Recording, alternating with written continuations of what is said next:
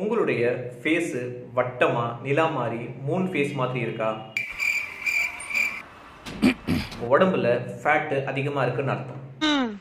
ஆமாங்க, நம்மளுடைய உடம்புல ஃபேட் இருக்கா இல்லையாங்கிறத செக் பண்ணுறதுக்கு பெரிய பெரிய ஸ்கேன் சென்டரோ இல்லை ஃபேட் மானிட்டரோ இல்லை பார்த்தீங்கன்னா சிடி ஸ்கேனோ எடுக்கணுங்கிறது அவசியம் கிடையாது.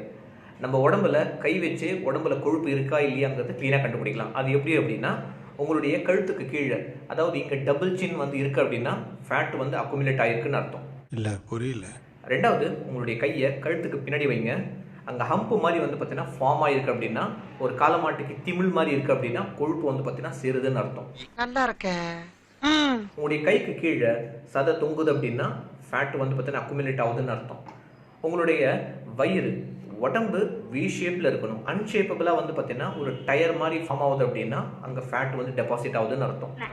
ஓ, நீ அப்படி வரியா? நடக்கும் போது 2 தொடை இடிக்குது, நடக்க முடியல அப்படின்னா தொடைக்கு நடுவில் ஃபேட் டெபாசிட் ஆகுதுன்னு அர்த்தம். அப்ப புரியல, இப்ப புரியுது, இப்ப புரியுது.